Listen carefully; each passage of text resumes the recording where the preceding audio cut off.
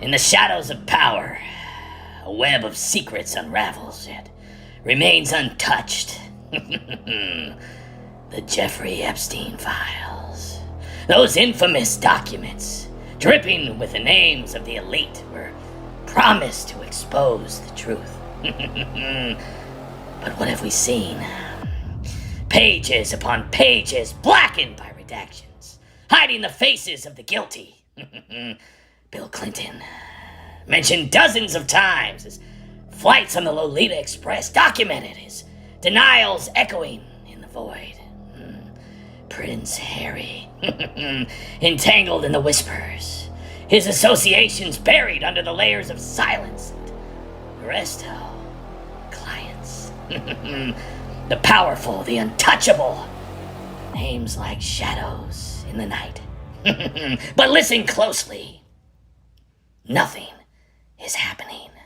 No arrests, no investigations. Oh, the FBI raids Epstein Island, seizes evidence, and then, well, silence.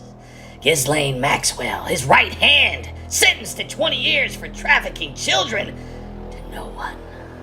Victims groomed, abused, delivered, but the clients, oh, they vanished into thin air.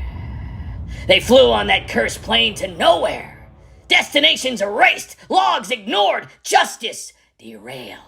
And in the highest offices of the land, during the 4 years of Joe Biden's presidency, a deafening silence from the top. Biden himself, never a word. Kamala Harris, utterly quiet.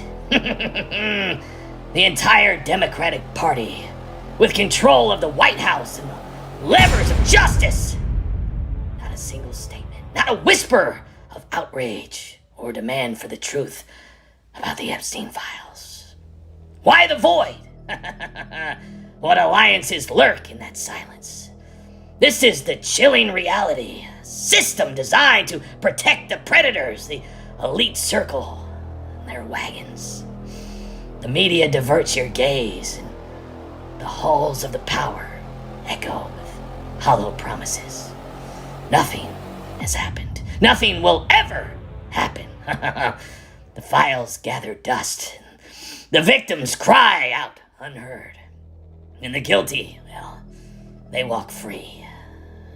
In this darkness, you have to ask yourself, who pulls the strings? Truth is out there, but it's locked away forever. So, I guess there's only one question left to ask. Are you awake?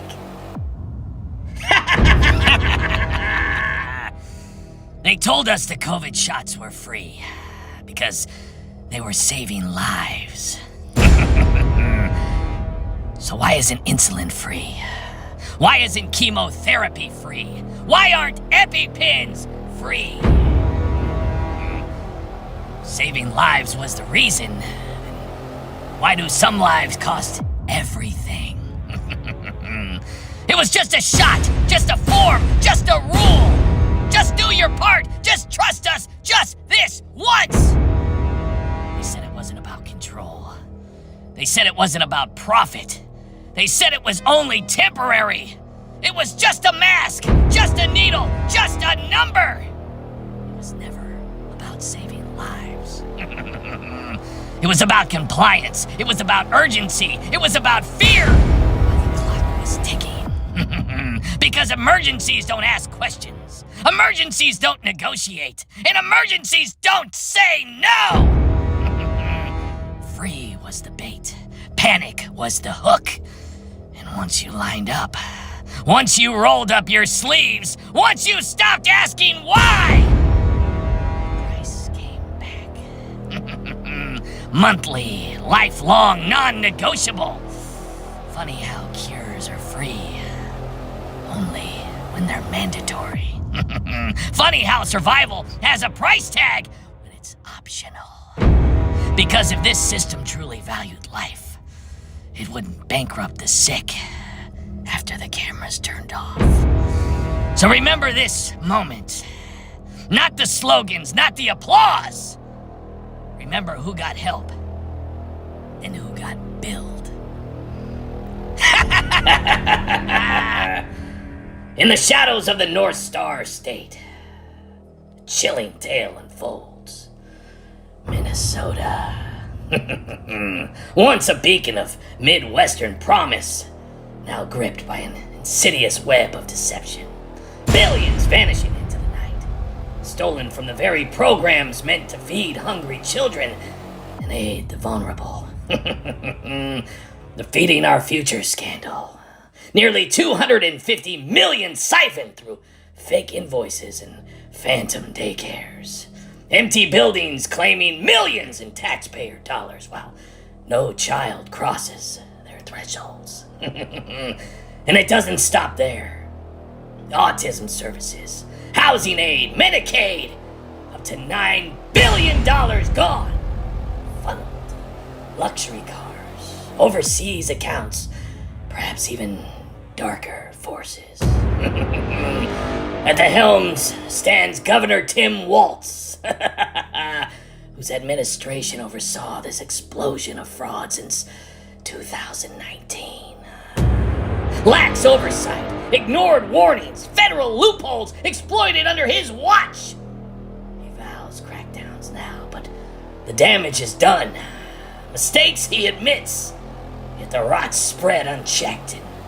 In the heart of it all, Representative Ilhan Omar, voice of Minnesota's 5th District, home to the nation's largest small community. Ties run deep.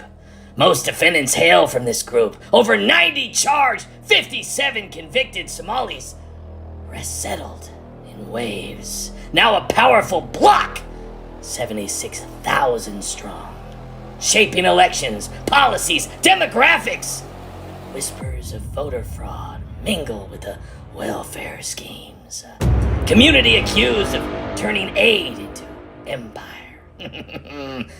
Is this mere coincidence or a calculated takeover?